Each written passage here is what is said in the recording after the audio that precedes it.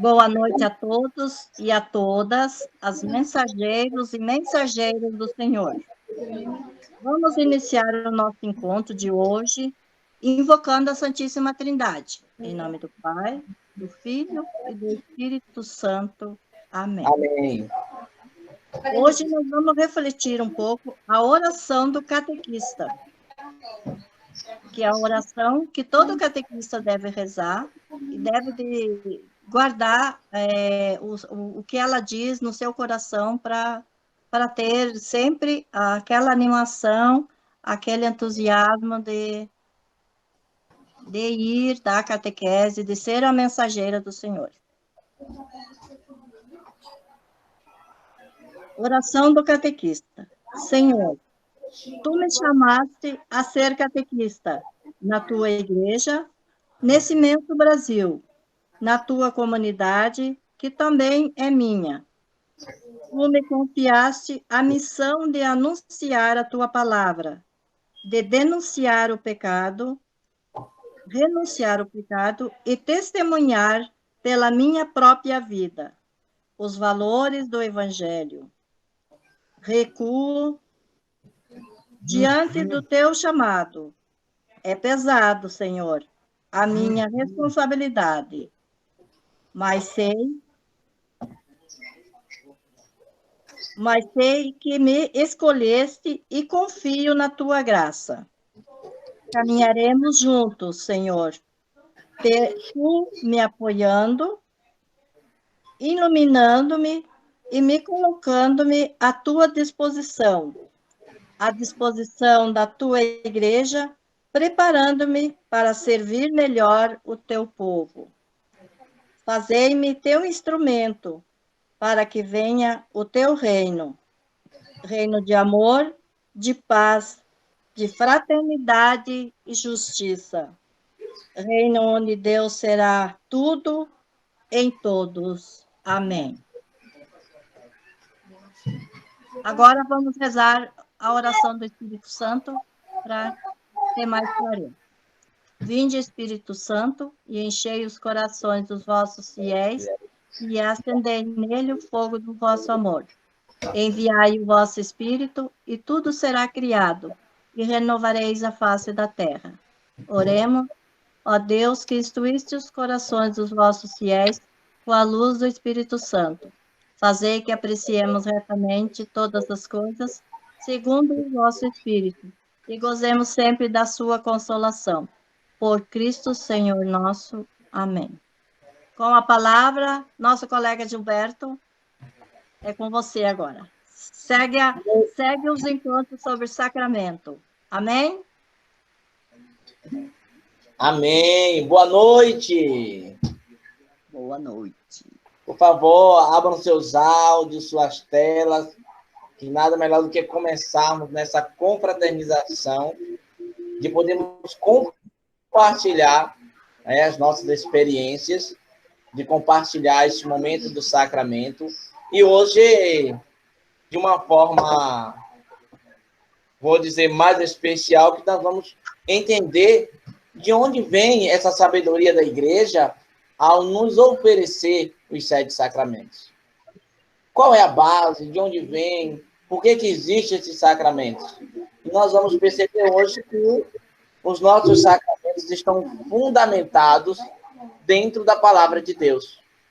Nós vamos entender que essa proposta de sacramento, ela não é simplesmente a sabedoria do magistrado, da tradição religiosa católica, mas ela está incutida dentro da própria narrativa bíblica e, é claro, dentro do percurso, do andar, do caminhar de Jesus Cristo.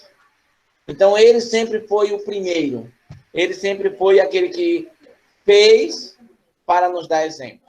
E é isso que nós vamos ver um pouco, essa síntese. É claro que nós vimos na semana passada esses sacramentos, nós ouvimos falar da importância de cada um, e hoje nós vamos ver nessa prática de onde nós retiramos isso. Como é que eu chego até as pessoas e vou confirmar que esse sacramento é algo de Deus? e não invenção da igreja, e não invenção de um padre, da freira, do missionário, do catequista. Como é que os pais vão acreditar, fundamentado em quê? Já que, é claro, nós vivemos em uma sociedade que é muito cética. As pessoas gostam de tocar, de ver, de sentir para acreditar. As pessoas se tornam um Tomé, mas precisam só de uma coisinha para vivenciar realmente a experiência de Tomé. Porque Tomé tocou, sentiu, viu e seguiu. E as pessoas estão tocando, vendo, e estão agora precisando entender que precisam seguir. Bem, compartilharei com vocês, é claro, de início. Vou compartilhar a minha tela. Opa, já ia clicar aqui no lugar errado. Vamos ver, já sei. Deixa eu abrir primeiramente aqui, liberar minha tela primeiro, porque eu tirei aqui o HD, mas creio que... Tomara que eu tenha salvado, né?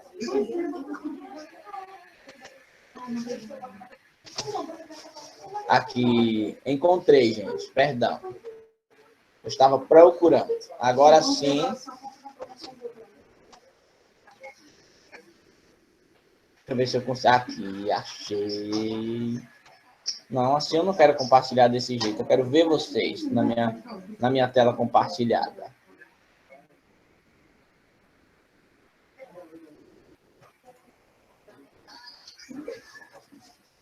Meu Deus, estou me embolando aqui, hein? Um momento. Acho que agora vai. Deixa eu parar aqui e voltar de novo. Aí, isso. Agora sim.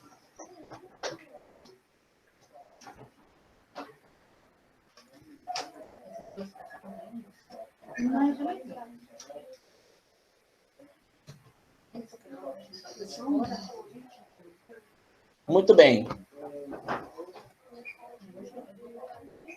Todo mundo está visualizando minha tela? Sim, tá Ok. bem legal. Muito bem. Sacramentos. Qual sua origem? Então, a nossa formação, ela é uma ação, ela é um verbo, esse caminhar, esse formar, buscar. Então, quando nós falamos de formação, nós estamos falando justamente desse buscar. E buscar o quê? Buscar o conhecimento. Para quê? Para podermos saber como caminhar, como percorrer, como chegar e perceber que nós somos essa igreja.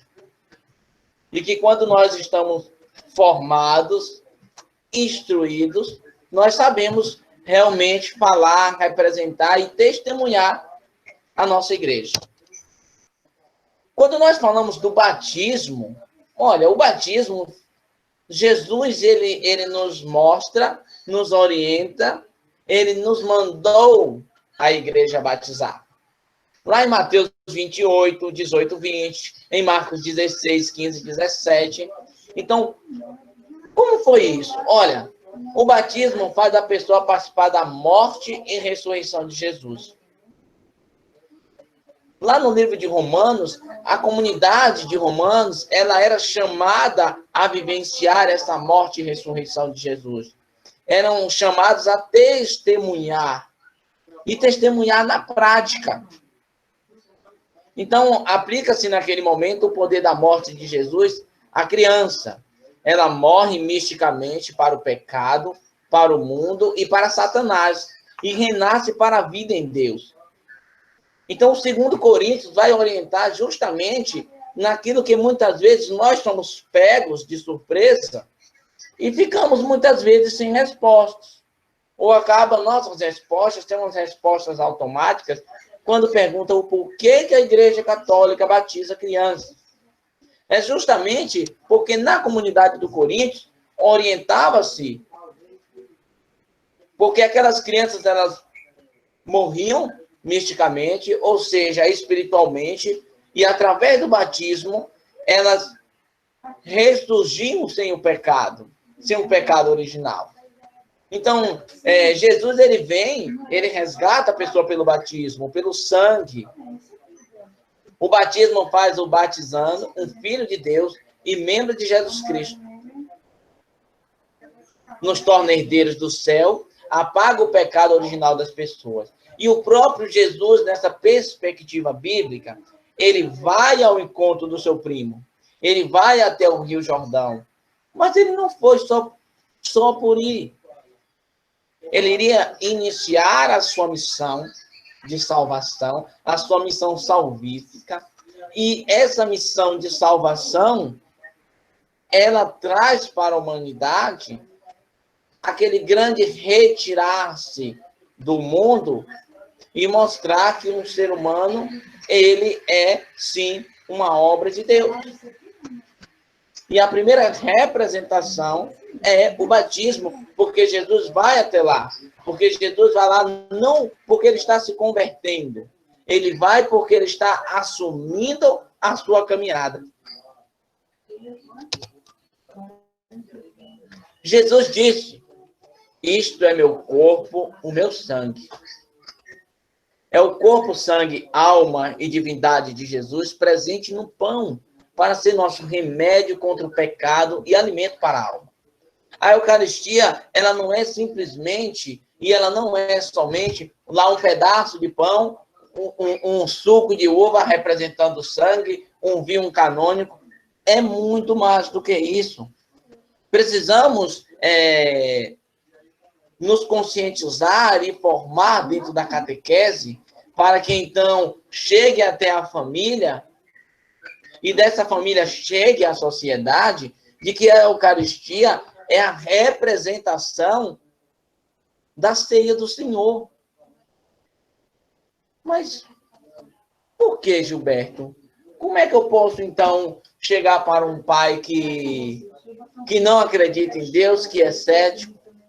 Como é que eu vou dizer para ele que a hóstia é o corpo, que o vinho, que o suco é o sangue? É justamente dentro desta catequese que nós vamos preparar, e nós preparamos, é claro, as crianças, e criança chega em casa e representa aquilo que ela viu na catequese. É essa representação de mostrar o quê? Que a missa, ela é a celebração do mistério da redenção, ou seja, do mistério da salvação.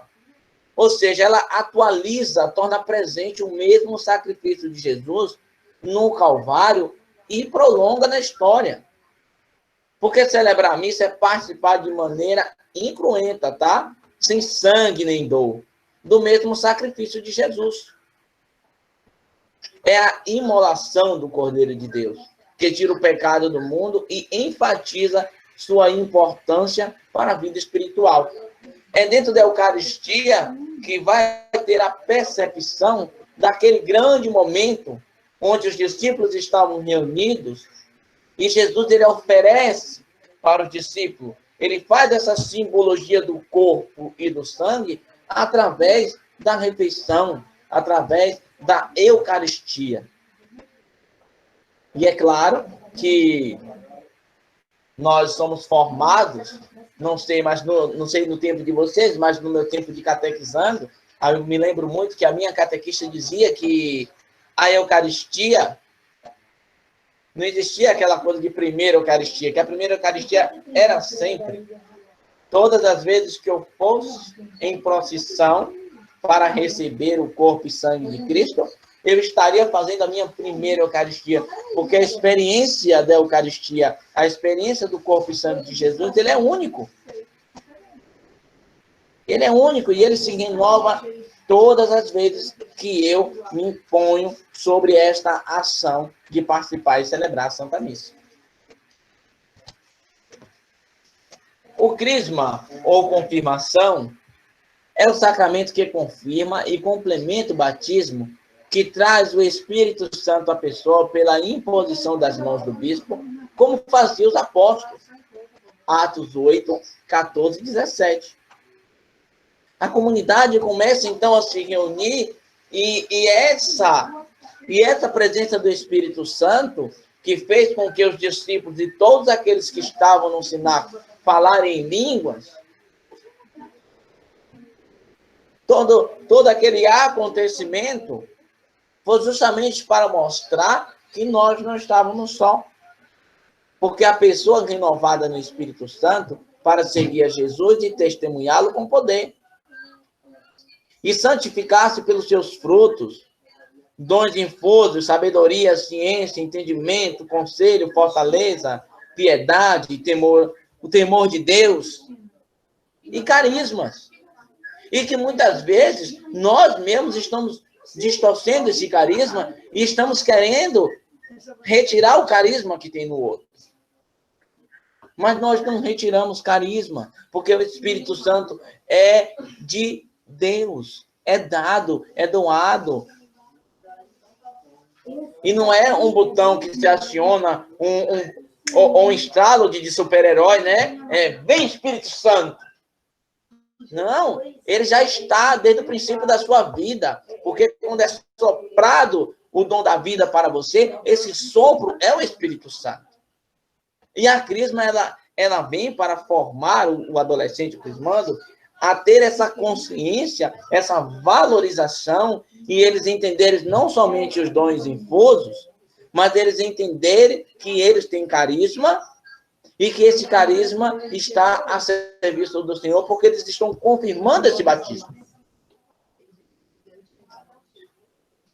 E é claro que nós temos, como é que eu posso dizer, toda uma estrutura de assuntos, de temáticas no Crisma, e hoje já se tem livros. Mas muitas vezes nós precisamos também recorrer àquela catequese raiz. Sabe? Hoje a catequese ela não é mais a catequese escola. Ela não é aquela catequese escola de sentar filinha, de fazer o caderno mais bonito da classe, de ir para o quadro e fazer todas as atividades. Não! A catequese de hoje, principalmente quando você chega até o Crisma, já precisa ser algo que mostre ao jovem, ao adolescente, ao adulto que ali está, de que o Espírito Santo está presente nele e que a Crisma vem confirmar essa presença. Por quê? Porque nós somos batizados em nome do Pai, do Filho e do Espírito Santo. Além do sopro da vida, que é o Espírito, em nós, quando nós somos batizados em nome do Pai, do Filho e do Espírito Santo. Já está em nós. Mas, às vezes, voltando ao que eu ia iniciar a minha fala, às vezes nós precisamos retomar aquela catequese um pouco. Sabe por quê? Porque parece que a conscientização, quando se disse que a catequese não é mais escola, parece que a dificuldade de se aprender sobre a igreja se tornou maior. E o Crisma é o grande momento. É o grande momento. Eu creio que cada sacramento ele tem a sua responsabilidade, ele tem, para quem passa esses sacramentos, cada um tem seu caráter especial, mas eu vejo na catequese que, não desvalorizando, não estou querendo dizer que é mais importante dos sacramentos, que não é. Cada sacramento tem sua importância, o batismo não é o início de tudo, tá? Mas quando você pega um jovem que fez a primeira Eucaristia, que largou a igreja e está voltando para fazer o Crisma, porque é uma tradição da família. Quando você pega um adulto que retorna a sua vida toda para fazer um Crisma, é a hora de confirmar o batismo. É a hora de conscientizar. É a hora de mostrar que esses frutos lá representados em Gálatas 5, que esse testemunho com poder lá de Atos, no capítulo 1, e que os dons infusos que se encontram e os carismas, é a hora de colocar em prática.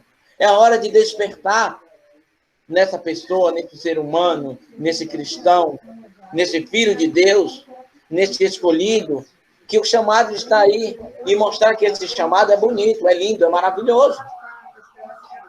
Gilberto, só para complementar, que Dom Bosco fala que o jovem, no momento em que ele, nesse momento da época de receber a crisma, o que ele decide no momento enquanto jovem, provavelmente será o que ele vai ser o resto da vida, né?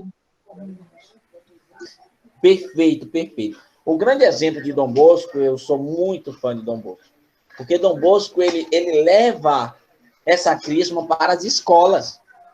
Dom Bosco pega a crisma, ele retira do ambiente da igreja, dos salões paroquiais, e ele começa a perceber que aqueles jovens que ele tanto está se dedicando para formar como cidadão, precisa ser um cidadão consciente cristão.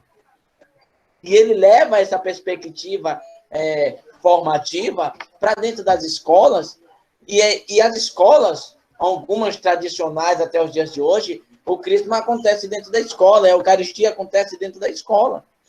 E nós estamos perdendo isso. Estamos perdendo porque a educação criou, quer dizer, não a educação, perdão, mas o Estado é laico, não é? Mas é um Estado laico para a questão religiosa.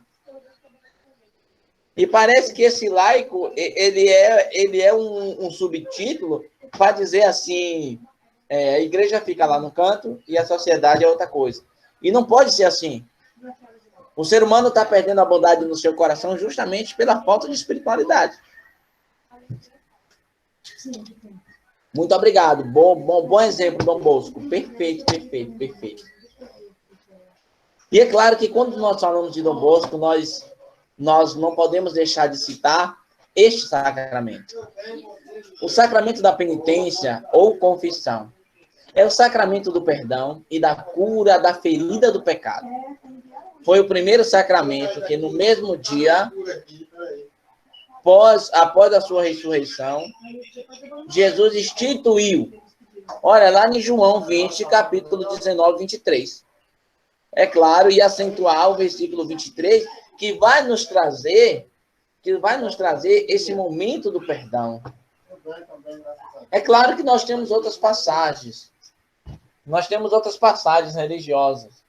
E nessas passagens religiosas, dentro da Bíblia, principalmente nos textos bíblicos, nós vamos ver vários momentos onde a pessoa se prostra de joelho e pede perdão a Deus, onde a pessoa se prostra, ou seja, o grande exemplo de Pedro, que nega Jesus e volta o seu olhar para a mãe de Jesus, volta o seu olhar para os céus e pede perdão. E o que é mais interessante, e aí nós vamos chegar a essa necessidade de se confessar com o padre. Ou seja, o pecado é algo que cometeu contra a lei de Deus, os 10 mandamentos, etc. Para ver pecado é preciso saber, querer e fazer o mal. E às vezes nós ficamos um pouco receosos, muitas vezes, de nos confessar com o padre. Nossa, confessar com o padre. Olha a atitude do Pedro. Pedro nega Jesus as 3 vezes. Ele se encontra com a mãe de Jesus. E ali ele pede perdão à mãe de Jesus. E ele pede perdão a Deus. E ele clama pelo nome do Senhor pedindo perdão. Mas ele olha para a figura de Nossa Senhora. Ele olha para a figura de Maria. Perdão, eu pequei, eu traí, eu neguei. Então, a confissão com o padre nos dá uma salutar humilhação e nos orienta na vida espiritual. Ele perdoa pela autoridade de Jesus, que pagou o preço do pecado com seu sangue. Para uma boa confissão, é preciso preparação, exame de consciência, arrependimento dos pecados, propósito de não pecar. Então, essa confissão com o padre, esse cumprimento da penitência, ele é tão necessário confessar-se com humildade e sinceridade. Não esconder nada do confessor. E aí entra o papel do catequista. E aí entra o papel daquele que está inserido dentro dessa espiritualidade. Que papel é esse? É mostrar que na necessidade da confissão ou na preparação da confissão, nessa preparação de orientação para uma boa confissão, é preciso ensinar a fazer o exame de consciência. Não é só chegar no dia da confissão, olha, a irmã anuncia aí e a Marinês vem dar o recado que a irmã Lisete avisou, que o padre avisou na missa também, que agora nessa semana é a semana de confissão na igreja. Aí o povo já, nossa, e agora? O que é que eu vou confessar? O que é que eu vou falar para o padre? E agora? O que é que eu vou fazer? E aí cabe agora ao catequista justamente orientar esse exame de consciência. Quando nós estamos diante de meninos que vão fazer a Eucaristia, que vão presenciar o crisma, o sacramento do crisma, e que são preparados a examinar a sua consciência, vocês percebem o olhar de quando eles saem de uma confissão. Sabe, quando nós fazemos exame de consciência, nós já estamos ali nos preparando para olhar para o sacerdote que está ali e não ver o ser humano. Não ver o ser humano que é pecador igual a mim. Mas é ver a pessoa que está ali como presença, como pessoa, uma pessoa que foi instituída, está representando o próprio Jesus. E isso é difícil fazermos isso. É difícil porque nós vamos para as confissões de qualquer forma. Saí ligeiro do trabalho naquele horário, tá? Eu tenho que ir lá ligeiro me confessar. Ah, eu estava não sei aonde, voltei ligeiro, fui me confessar. Não é assim. Esse exame de consciência, ele parte de toda a sua preparação do dia a dia. Esse sacramento da penitência, ele precisa ser visto não como um martírio humilhante. Não, ele precisa ser visto como graça. É a graça de Deus que vai atuar naquele momento. É a graça de Deus que já está atuando nessa preparação até você se confessar. Unção dos enfermos. Sacramento para os enfermos graves. Vale a pena depois vocês explorarem Tiago 5, capítulo 13, versículo 16. Olha, a unção é para curar o enfermo, não para o matar. Prepara-o para a morte, se essa for a vontade de Deus. Perdoa todos os seus pecados, conforta-o espiritualmente. E eu havia falado a vocês, aliás, eu até comentei isso lá no Novo Paraná, no domingo, e eu lembrava muito de que eu crescia ouvindo que a unção dos enfermos era para as pessoas que já estavam à beira da morte mesmo. Olha, fulano está morrendo, corre lá, chama o padre, chama o ministro, o ligeiro. Mas esse conforto espiritual, ele passou a ser visto também em outra forma. É o caminhoneiro que viaja a semana toda, o mês todo fora de casa. É um viajante. Então, as pessoas que viajam, as pessoas que saem e não sabem se voltam para casa. Então, as pessoas começaram a perceber que a unção do enfermo é graça. Gente, o sacramento não é uma obrigação da igreja. Ao contrário, ela é uma graça dentro da igreja. E as pessoas veem o sacramento como uma obrigação. O sacramento precisa ser visto como graça, como bênção. E aí chegamos ao matrimônio, que é bem conhecido para nós. Nós vamos ver desde de Mateus, capítulo 19 seguintes, lá no Gênesis, capítulo 1, 28, no Gênesis também, capítulo 2, 24. É o sacramento para que o casal tenha a graça de Deus para cuidar bem de sua vida conjugal e familiar. É a graça para o casal crescer mutuamente e criar os filhos na fé de Deus, vencendo todas as dificuldades. É muito complicado quando nós falamos do sacramento do matrimônio nos dias de hoje. Mas por que é complicado? Porque se perdeu, não sei se perdeu a fé, não sei qual a palavra que pode ser usada, mas talvez as pessoas não tenham a consciência do que é realmente o matrimônio. Então as pessoas acabam se juntando, as pessoas acabam vivenciando uma vida de casado, já naquela perspectiva de que eu estou com você aqui agora, mas se amanhã o seu sorriso não me agradar, se eu olhar para o seu cabelo pela manhã e seu cabelo estiver lá em cima, a gente se separa. E antigamente havia uma tradição, ainda se tinha muito, que quando se tem filhos aí não se separava, e hoje não. Hoje não está nem aí, hoje nada impede, hoje Hoje o matrimônio virou aquilo que a música do Padre Zezinho, que é cantada para nós há muito tempo. É um consórcio. As pessoas acham que se casar é só ir lá, assinar o papel e pronto. Mas o matrimônio está muito além disso. O matrimônio não pode estar atrelado somente ao papel, ao assinar. Gilberto, eu quero uma palhinha.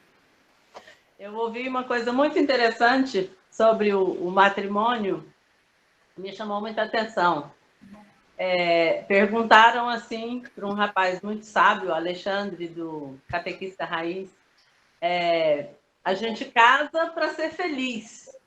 Aí ele respondeu assim, quem casa para ser feliz é a Cinderela e a Branca de Neve. Nós, cristãos, casamos para construir uma família para Deus, para ter filhos e construir uma família cristã.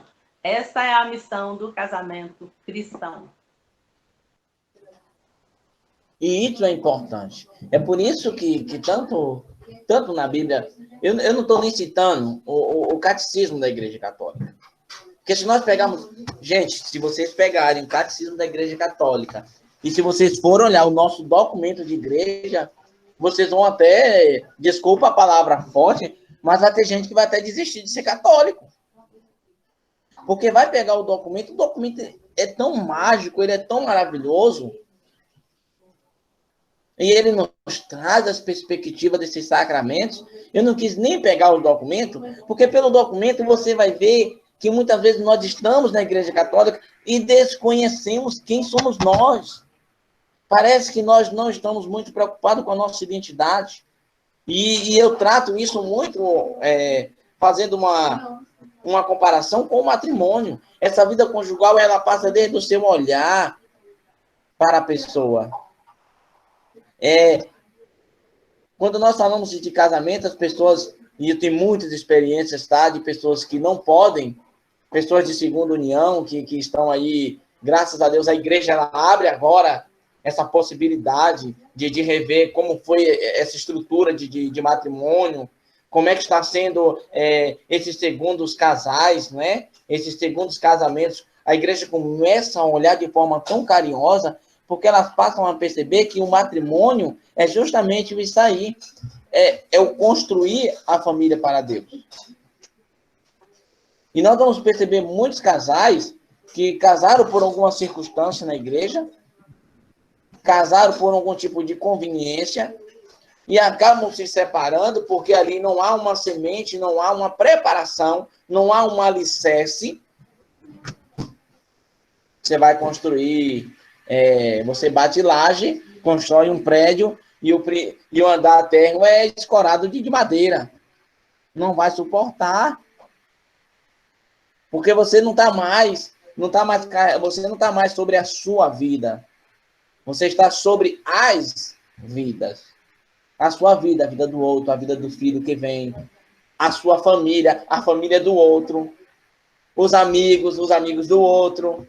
Então, nós vamos perceber que esse matrimônio, é por isso que diz que a catequese precisa tornar as famílias. Essa conscientização de quando você chegava na igreja para catequese, as crianças já chegavam catequizadas. As crianças, hoje nós vemos crianças que, na Eucaristia que estão aprendendo com o catequista a rezar um Pai Nosso, a pronunciar Ave Maria, um creio. E antes, a família já enviava essa criança, isso era de berço. Então, para nós percebermos o quanto precisamos retornar essa vida conjugal e familiar. E a igreja, ela já faz isso. Nós temos uma experiência lá em Ilhéus, de um casal. Ele era casado, se separou, a mulher foi embora para São Paulo e ele ficou na comunidade. Depois de 5 anos, ele caminhada de igreja, não se afastou, e aí ele começou a namorar uma pessoa da igreja, e a primeira preocupação dele foi ao padre. E foi bem quando iniciou esses processos da igreja, em você poder diminuir, né, os empecilhos, as dificuldades de buscar em relação à anulação do matrimônio. Ele tinha se casado, um mês depois a mulher foi embora e deixou ele em casa, abandonou o lar. E ele conseguiu comprovar isso. E às vezes eu ficava me perguntando, mas aí o casamento não deu certo, aí vai para a igreja se casar de novo, não vai dar certo de novo. E com o tempo eu fui entendendo, e é claro, a gente vai estudando, vai se conscientizando através do testemunho também da pessoa. E hoje são pessoas que estão à frente de tudo na igreja, que trabalham junto, do casamento veio o filho, o nome do filho é João Paulo, em homenagem a João Paulo II. Então, nós vamos começar a perceber essa perspectiva de que o matrimônio, ele sai do desquite citado na música do Padre Zezinho, e a igreja ela vai dizer assim, ó, não é só um papel, não é só um documento, é uma vida. E, ó, é graça para o casal crescer mutuamente e criar filhos na fé de Deus. É graça. E, é claro, nós vamos sempre perceber e ter a consciência de que o catequista, ele é, sim, o catequista, ele é aquele veículo que vai conduzir a família diante dessa estrada e seguindo, ó, as placas que são os sacramentos. Se guiando por essas placas. Ei, Gilberto. Oi. Pode falar. Olha só, você está falando do matrimônio. Certo dia tinha um casal que eles eram muito de igreja, né? De pastoral do batismo, do canto, e a filha deles, aconteceu que ela engravidou, né? E aí ficou aquele burburinho, né? Porque o casal era muito de igreja, e ele falou que não, os dois eles não iam se casar, porque eles não tinham planejado. Se já veio um filho sem ser planejado, não podia cometer um segundo erro, um casamento sem ser planejado. Eles não tinham plano de casar. E aí todo mundo ficou assim, mas que estranho, não sei o que. Ele falou, não, porque nós vamos estar cometendo 2 erros, né? Não é porque aconteceu isso daí, que não era para ter acontecido, porque o casamento precisa ser planejado. E talvez é por isso que esse desfecho tipo, comete um erro, aí vai fazer um outro erro para tentar consertar o primeiro, né? Eu creio que a consciência, essa consciência de que... Porque a gente pensa logo na solução, né, gente? É aquela coisa. Não, mas casa que aí... É como dizer assim, casa que apagou o erro. E quando traz esse pensamento, até que na hora, quando você ouve, você até pode não concordar. Mas se você parar para pensar, realmente, estavam preparados para um casamento, para um matrimônio? Aconteceu a questão do filho, mas estavam preparados? Então, quer dizer, eles precisavam se preparar para isso. Não poderiam, já que cometeram... Isso é perfeito, cometeram um erro e para poder substituir e apagar esse erro, fazer outro. Se lá na frente não desse certo, todos iam criticar lá, ó. Já começou errado, deu errado. E aí, quando nós falamos desse sacramento de certeza, aí tem a certeza, você vê como o Espírito Santo ele nos guia diante das coisas, que quando nós falamos em ter certeza, esse é um sacramento que precisamos também ter muita certeza. É o sacramento do sacerdote. Ele foi instituído por Jesus quando disse ao seu apóstolo, fazer isto em minha memória. Claro que dentro da interpretação, nós vamos dizer, mas Jesus estava fazendo o que ali na memória dele? O que é que ele estava dizendo na Santa Ceia? É o largar tudo. É o assumir a sua cruz, é assumir a evangelização, é assumir a caminhada. E aí entra aquela perspectiva de dizer assim, mas a gente pode fazer isso sem ser sacerdote. Pode não, devemos fazer. Mas a presença do sacerdote é a presença do persona Cristo. Porque a ordem faz do sacerdote um outro Jesus a continuar na terra a sua missão de salvação. Por isso é ele que ministra os sacramentos com a autoridade da igreja. É essa autoridade que precisa se tornar perceptível.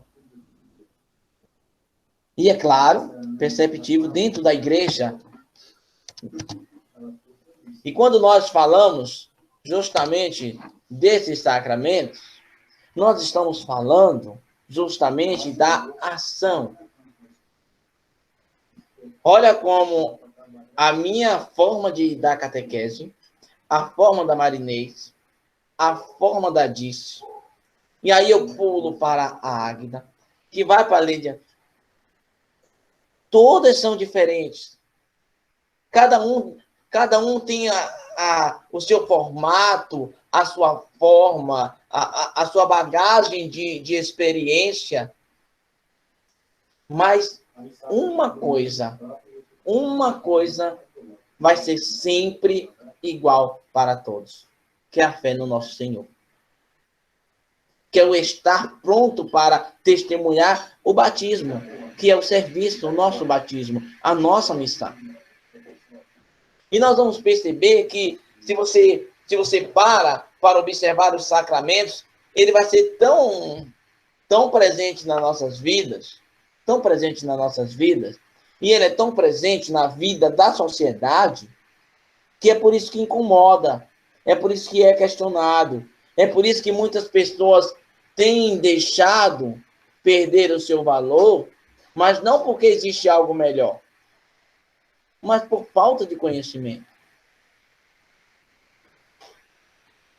Porque lá, desde o profeta Oséias, quando ele clama ao Senhor e ele conversa com o Senhor, e ele diz: meu Senhor, meu Deus, o seu povo está se perdendo por falta de conhecimento. E fica até uma coisa assim estranha falar de falta de conhecimento em pleno ano 2020. Já que todos nós, e principalmente os mais jovens, têm todo acesso à informação. Mas só que a informação religiosa, ela não é pesquisada. Ela não é buscada. Olha, se a pessoa clica lá no site do Vaticano, no site lá da Canção Nova, da Comunidade Shalom, se você clica lá, catequese, vai aparecer o site catequese.com, que tem tudo de catequese. Tudo. Mas não nos convém, porque se atribuíam tão somente ao catequista essa formação. Por quê? Porque as famílias, elas não têm mais paciência para isso. As famílias estão mandando seus filhos para as escolas porque não estão mais aguentando, estão se perguntando como é que o professor aguenta 15, 20 alunos e eu não estou aguentando o meu em casa. Eu ouvi testemunho de pais que estão falando isso e mandando seus filhos para a escola, não é que não estão preocupados com a pandemia, é porque não estão mais aguentando. Imagine você parar e fazer uma oração com seu filho na sua casa. Imagine você parar e dizer assim: olha, meu filho, Jesus é isso, isso e isso. Olha, na Bíblia está escrito assim, assim, assim, mas temos que interpretar a Bíblia e entender que isso aqui, não há mais isso. Sabe aqueles oratórios? Eu não estou chamando de velha não, tá? Mas eu creio que a Dice, dentro da sua família, ainda alcançou os oratórios. Eu tenho 36 anos e na casa da minha avó, eu alcancei esse oratório. Pessoas não fazem mais isso. Eu até partilhava com a irmã domingo no carro, quando nós voltávamos do Novo Paraná, que eu ainda vivenciei a minha família se reunindo às segundas-feiras. Todo mundo que morava próximo à casa da minha avó lá em Ilhéus, e nós íamos fazer o Santo Ofício. Eu sou do tempo em que o meu padrinho é meu avô, meu falecido avô, e minha madrinha é minha tia, porque eram pessoas que eu via minha tia como uma pessoa de igreja. Eu olho para ela e vejo uma pessoa de igreja, um testemunho, e olhava para meu avô, mesmo não indo mais à igreja, mas ele estava lá, sentadinho no banquinho dele, do lado da janelinha, que ele não saía para lugar nenhum, dali para a cama, mas assistindo a Santa Missa, e olhando para a gente e dizendo que um homem, para ser homem, tinha que ter uma palavra e manter a sua fé. Então, os sacramentos, eles precisam ser passados, sim, de geração em geração. E vem o grande desafio para nós dentro da catequese, que é justamente fazer isso chegar até a família. O maior desafio nosso, eu não vejo mais um desafio como formar aquele catequizando, mas atingir a família, chegar até a família. Será que o meu catequizando de Eucaristia, de Crisma, de batismo, será que eles, ao chegar em casa, qual o ambiente que eles encontram para sustentar aquela formação que ele tem uma vez na semana? Porque eu posso olhar e dizer assim, por mais que eu seja mais novo dentro da cidade, dentro da comunidade, mas quando se comenta, nossa, lembra da tal catequista fulana, lembra da... Nossa, não, fulana tá aí, ó, sempre, fulana tem não sei quantos anos de catequese. Ó, fulana foi, mas voltou agora, voltou forte, voltou firme. Então, nós vamos percebendo que aqui as famílias estão perdendo esse alicerce. E por isso que eu digo que talvez, em minha forma de pensar, eu creio que é a família. Nós não conseguimos mais, gente, catequizar as famílias. Tem catequizandos, tenham consciência disso, talvez não seja muita realidade nossa, mas existe catequizandos que vêm para a catequese porque o amigo e a amiga da escola falou que vai para a igreja uma vez na semana para a catequese. Não está indo porque o pai ensina, forma. Eu tenho testemunho de quando eu estava na perseverança e os pais começaram a participar das ações da perseverança por causa dos filhos. Mas isso é difícil um jovem, um adolescente, uma criança trazer o seu pai. Seria o contrário. Eu vejo pais, ao ver a Marinês brincar lá com suas histórias, com seus bonecos, se divertindo com o que faz, porque se divertir com o que faz é sinal que você faz por amor, e os pais ficarem, como ela faz isso? Nossa, por que eu não consigo? É o alicerce, é o sustento. Se eu perguntar a experiência da Dice, se eu procurar e pesquisar e perguntar a experiência da Nathalie, da Marinês, ou até da própria Nipa, dentro dessa questão do esposo que sempre está trabalhando fora e retorna, e que é a presença da esposa em casa. A mesma coisa que eu sempre digo aqui em casa, né? Eu falo para os meus colegas de trabalho, minha vida é casa, quando vou fazer uma ação da igreja, volto e trabalho. Ah, você não sai para a rua, você não vai para um restaurante, você não sai assim. E às vezes nós somos cobrados por isso. E nós temos também que aprender a conduzir, né? Porque a gente não pode somente deixar, não, eu já frequento a igreja, eu já vou para o trabalho, já está tudo lindo, perfeito. Não, tem outra parte, nossa vida social. É o estar com a esposa, é o estar com o marido. É até ter tempo para poder falar mais alto. Não, isso não! Sabe, aquelas briguinhas de casais?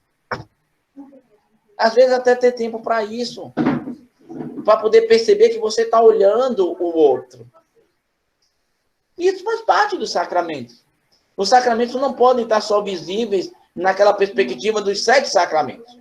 Batismo, Eucaristia, Crisma, penitência, unção dos enfermos, matrimônio e ordem. Esse é o sacramento. Na vivência, as ações, aí sim. Aí nós vamos ver essa realidade do sacramento nas ações. Como é que está sendo esse batismo na vida de Marinês e do seu esposo? Como é que está sendo essa Eucaristia, essa comunhão na família da Ninfa? Como é que está sendo essa penitência, esse perdão na família da Dice? E assim vai.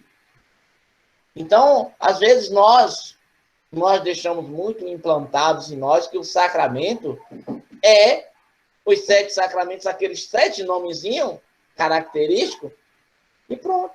Vamos para a catequese, vamos explicar o que é, vamos pesquisar na internet, no catecismo, nós vamos achar o significado, tudo lindo. Mas a grande proposta do sacramento é justamente na sua vivência. E o primeiro início é a vivência dentro da sua casa, na sua família. Já falei demais, né? Falei muito hoje. Meu Deus do céu.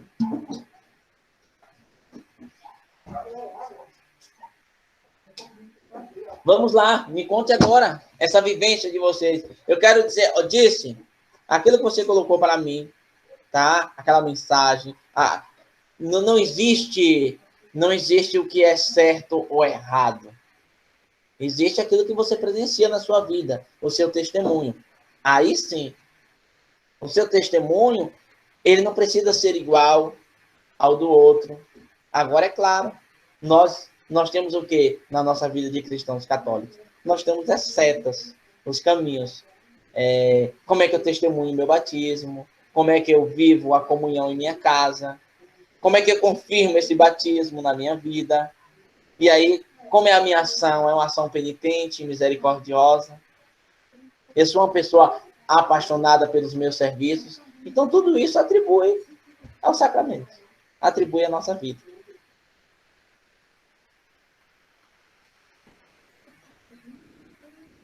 Agora, eu quero ouvir vocês, né? Quer que vocês comecem esse sacramento na vida de vocês. Como é que é vivido isso? Como é que é vivido o perdão? Como é que é vivido a comunhão com o esposo, com o filho, com a família, com os amigos? Tudo isso faz parte. Aquela ceia do Senhor, fazei, né? Imitar, reproduza, seja lá qual a conjectura de palavra trazida para os tempos atuais. Como é que nós estamos seguindo esse exemplo, né? De Jesus. Gilberto, é bem interessante quando você faz essa pergunta para nós de realmente da vivência dos sacramentos. Faz a gente refletir, faz a gente pensar, né? Inclusive, existem alguns pontos polêmicos, por exemplo, na questão do matrimônio, que quando a gente casa, a gente faz uma promessa diante de Deus, inclusive de estar aberto aos filhos que Deus nos mandar, né? E é tão complicado porque às vezes a gente distorce a gente fica querendo mudar o que Deus nos disse, né? A gente fica querendo mudar a promessa que a gente fez e buscar, igual advogado, ficar ali procurando entre meios e entre linhas, mas é uma vivência, assim, complicada para nós. E quando a gente aceita, que a gente aceita cumprir o que Deus nos manda, a gente acaba sendo criticado, né? E ser cristão e viver conforme os mandamentos, conforme os sacramentos, é bem difícil. Então, a gente tem que estar sempre buscando oração e buscando estar próximo de Deus. E aí é difícil. Só Nossa Senhora para ajudar a gente, né? Mas é difícil. Justamente, é por isso que é uma missão, né? O próprio Jesus mostrou isso. Quando ele vai até o Rio Jordão e ele é batizado, a partir dali, nada foi fácil. A história bíblica é muito encantadora, tá? A história bíblica ela é muito encantadora. Até o sofrimento de Jesus, até a sua crucificação, biblicamente, ela é encantadíssima. Você fica encantado com tudo aquilo que está acontecendo. E aí tem um testemunho do Mel Gibson, quando ele faz aquele filme A Paixão de Cristo, e ele vai estudar de forma bem antropológica como é que realmente se deu isso, e ele fica assustado, porque não foi bonito, sabe? O martírio, a execução de Jesus Cristo, ela foi sofrida. E que aquele grau, que muitas pessoas até não conseguem assistir o filme, ele fala que foi 10 vezes maior o sofrimento. E ele fala que naquela cena que o soldado chicoteia e bate ao lado da cintura de Jesus, e ele puxa o chicote e rasga o lado de Jesus, naquela cena ele fala que quando ele foi buscar e estava estudando, ele fala que, na verdade, saía mesmo das costas de Jesus.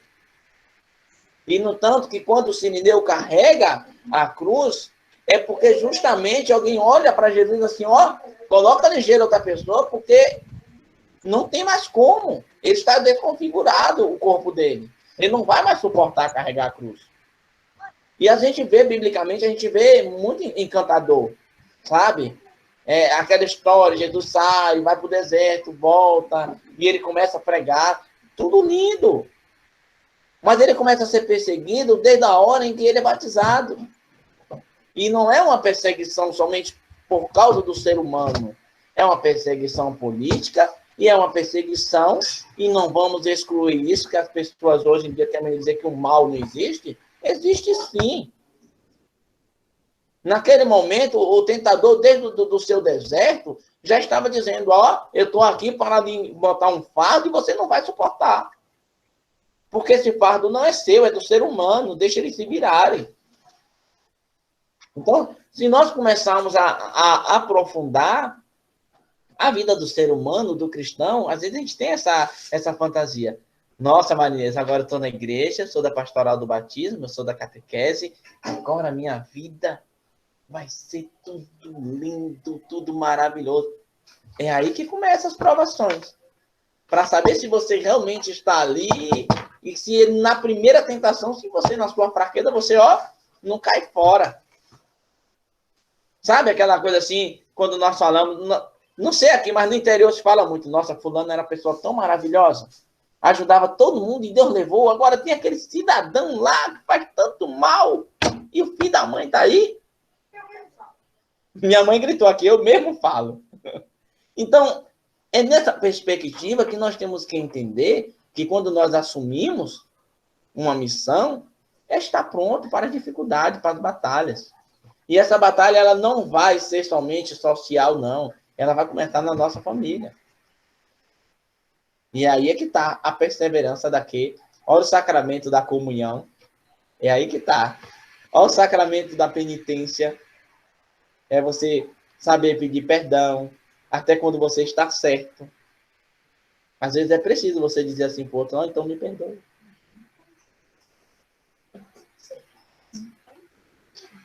Gilberto? Pode falar. Gilberto, tá me ouvindo? Tô sim. Tá. Esse questionamento que você está fazendo aí, direcionando para a vida do catequista sobre os sacramentos, é bem interessante. Porque eu tenho uma missão muito grande aqui dentro da minha casa, né? Porque o meu marido, ele não participa muito da igreja e tal.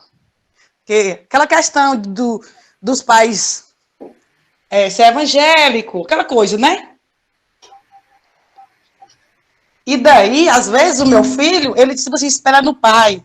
Ah, por que eu tenho que ir para a missa se meu pai não vai? Entendeu? Verdade. Aí, assim, a minha missão é grande. Às vezes eu consigo dar aquela desdobrada, consigo levar, sabe? E assim, é igual você fala, a cruz, né? E assim, a missão do sacramento na vida do catequista, às vezes é igual você citou aí, né? Porque catequista é 100% correto, né? E a gente tem esses fardos, né?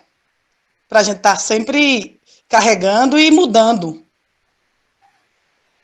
Justamente. Não somos...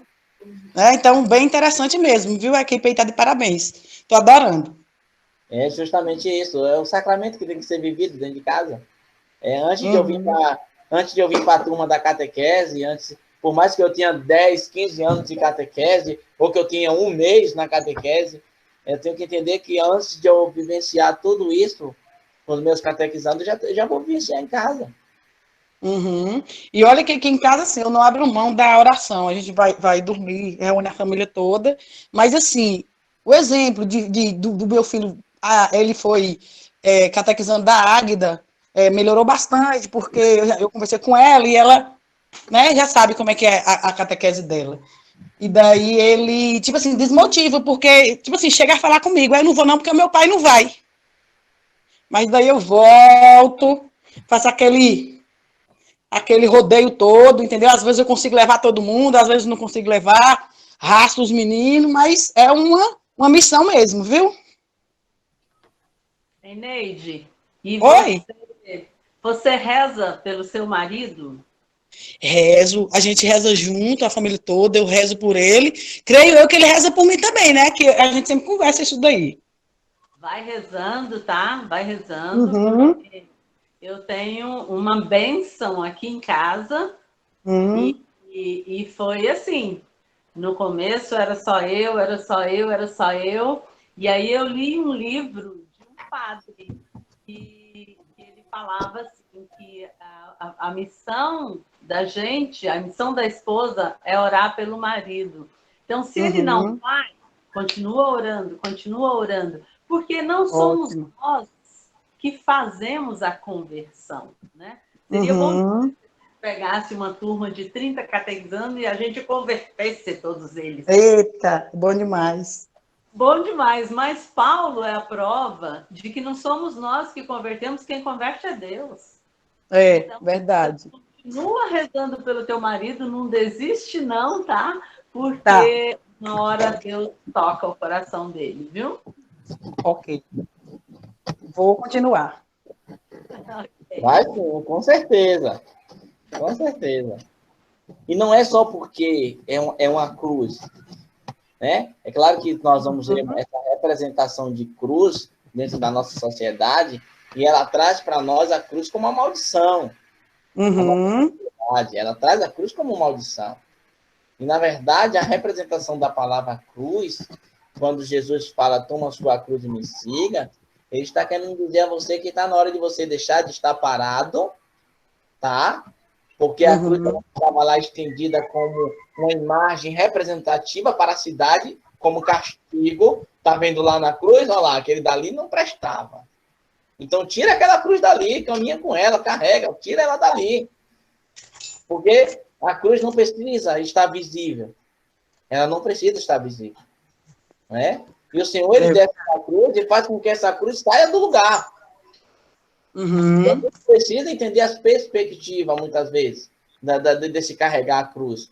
Né? Não é você botar o peso nas costas somente. Ah, vou botar o peso nas costas e vou carregar. Não. Vou levar. Tira aquela cruz lá do lugar, retira ela de lá, porque o seu irmão, o seu próximo, ele não precisa estar exposto. Né? E a igreja traz o movimento do sacramento da penitência, é você simplesmente mostrar de que quando Jesus desce da cruz, ele tira dali toda a vergonha do mundo. E ele vai para onde? Para o colo da mãe, quando ele é retirado. É, verdade, que lindo. Aí a cruz vira libertação, né? A cruz, depois de Jesus, antes era a vergonha de Roma, a cruz, né? Só que depois de Jesus, a cruz vira uma libertação, porque Jesus teve que passar pela cruz para ressuscitar. Então, toda cruz tem que ter Jesus, tem que ter a imagem de Jesus para mostrar que é um símbolo de libertação. E é por isso que ela é vista na sociedade hoje como maldição. Porque para a sociedade, o ser humano que vive liberto, ou seja, um ser humano que não está escravizado pelas coisas do mundo, não serve para viver no mundo. Né? Já pensou? Nossa, você tem que ser, por exemplo, vamos pegar um tempo agora que nós estamos vivendo, e quando você não coloca no seu peito um brochinho, no seu Face, no seu Instagram, o número do candidato ou de alguém que você vai votar, as pessoas acham que você está querendo esconder de quem você vai votar. E não é isso. É, bem isso mesmo. Não está escondendo nada. Você tem a sua consciência. Agora é diferente dessa nossa perspectiva de catequese. E parece que aquilo para a sociedade que nós deveríamos estar mostrando é o que elas mais querem que se esconda. e elas querem justamente que nós escondamos essa liberdade. Porque incomoda. Incomoda para a sociedade dizer que, ó, Marinês, tu não tem que estar ajudando ninguém, tu não tem que estar compartilhando a bondade, você não tem que estar compartilhando o amor. Nifa, você não tem necessidade de fazer cesta básica, de procurar fralda para dar a alguém. É isso que a sociedade quer. Procura lá o político, porque você vai ficar devendo favor, quem tem que fazer isso é não sei quem, não sei quem. Não, mas não por bondade. E quando a sociedade encontra as pessoas que fazem isso porque percebe que é preciso ajudar o outro, aí essa pessoa para a sociedade ela não tem tanto valor. A não ser se essa sociedade capitalista esteja lucrando nessa pessoa. Mas se não tiver, porque essa pessoa é livre, aí é complicado.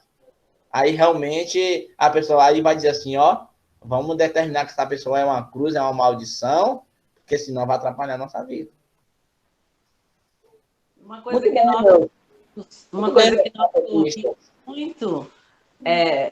nós vimos muito é, mas você vive na igreja, mas tem lugar melhor do que estar na igreja, gente. Foi a primeira coisa que me falaram, tá, Marinês, da minha família. Eu quero ver agora, porque lá em Ilhéus a vida dele era na igreja. Eu quero ver se quando ele vir para aqui, se ele vai continuar fazendo negócio de serviço em igreja. E aí, aconteceu uma experiência muito interessante. No ano passado. Não, esse ano ainda. Me procuraram da família, perguntaram assim, ei, você que é da equipe de batismo, não tem como ver um cartãozinho daquele lá não, do batismo lá, porque assim, né, nosso primo tá o tempo todo na fazenda, quando vem em casa, passa só o final de semana em casa, não tem tempo para ir para curso, para nada. Então, assim, para a gente poder batizar ele e tal. Aí eu cheguei e falei, disse, ele poderia, na semana quando ele vem, que ele passa um sábado e domingo, ele bebe a cachaça dele no sábado, aí no domingo, à noite, antes de viajar na segunda de manhã, domingo à noite ele ia para a igreja. O cartão dele já começava aí. E aí me taxaram como ignorante, estúpido e que não estava preocupado com a família. Então, é justamente isso. Né? Quando nós temos essa consciência, não foi. Eu poderia ver, mas a forma que trouxe para mim, eu disse, não é possível. Aí eu tenho que ser o primeiro a dar o testemunho. Como é que eu vou pegar um cartão de que a pessoa estava no curso de batismo e vou dar para minha... É o quê? É candidato. Gente, eu achei tão... Mas eu dei tanta risada, eu achei tão engraçado, tá? Que a pessoa achou que eu estava com arrogância porque eu ficava dando risada. Mas não era. Eu não podia fazer isso. E aí eu mandei procurar a irmã dele, que é a minha prima. E a minha prima, ela também dá curso de batismo na comunidade dela. Aí ela falou assim, você é louco? Tá drogado? Tá fumando maconha? Aí ela ainda fala a brincadeira, tá comendo orégano e puxando sal pelo nariz? Não é possível isso não que tá me pedindo, não. E aí, quando ela veio falar para mim, eu disse, já tinha vindo para mim. Então, é justamente isso. Nunes, você não é a única. Tá, Neide? Você não é a única. Essa batalha, eu falo muito, e aí eu falo muito, olha, quantos homens nós temos assim, à frente de igreja? Olha que aqui a gente ainda tem até uma quantidadezinha boa, gente. Tem outros lugares que se não for as mães que dizem assim, tu quer ficar aí, tu fica assistindo teu jogo, tomando tua cerveja, que eu vou para minha igreja. Aí o cara ainda grita assim, ainda vai lá, atrás daquele padre, não sei o que é que vem daquele padre. Reza por mim, ainda tem isso aí também. Mas é justamente isso. Ai de nós, hein? Ai dos discípulos, dos apóstolos que tivessem desistido naquela sofrência de se esconder nas catacumbas para poder orar, hein? Ai, se eles tivessem desistido. É verdade. Muito bem. Muito bem. Eu acho que nosso tempo está bem apertado, mas foi maravilhoso, Gilberto, ter você conosco e essa partilha, a gente trocar ideia, é bom demais, aí enriquece nós, enriquece todos nós, E porque acaba que cada um tem uma certa dificuldade. Então, quando a gente partilha as dificuldades, a gente se ajuda, a gente um dá um conselho para o outro e juntos a gente vai mais longe. Marinês, quer finalizar para nós, por favor? Você estava tão bem, ninfa. Mas vamos lá. A irmã Lisete não pôde aparecer hoje. A gente quer agradecer imensamente o Gilberto pela sua contribuição, a todas as pessoas que se sentiram à vontade de entrar e falar na live. A gente está aprendendo muito.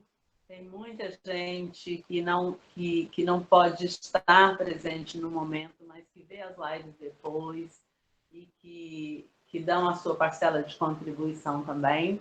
Essa formação está sendo uma riqueza, acho que foi o melhor presente que a igreja já nos deu, desde que eu sou catequista. Então, vamos encerrar essa noite riquíssima de hoje, rezando uma Ave Maria, ela que foi a apóstola dos apóstolos, né? A nossa mãezinha querida. Ave Maria, cheia de graça, o Senhor é convosco. Bendita sois vós entre as mulheres, bendito é o fruto do vosso ventre, Jesus. Santa Maria, Mãe de Deus, rogai por nós, pecadores, agora e na hora de nossa morte. Amém. Dai-nos a bênção, ó Mãe querida, nesta noite. Jesus, amado Jesus, derrame a sua bênção sobre cada um dos catequistas aqui da nossa cidade, do nosso vicariato. Muito obrigada, gente. Boa noite.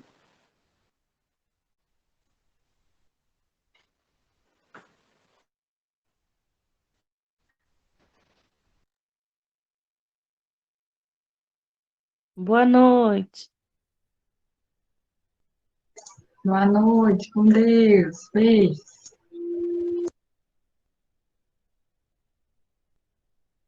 Amém. Todo mundo fique com Deus também.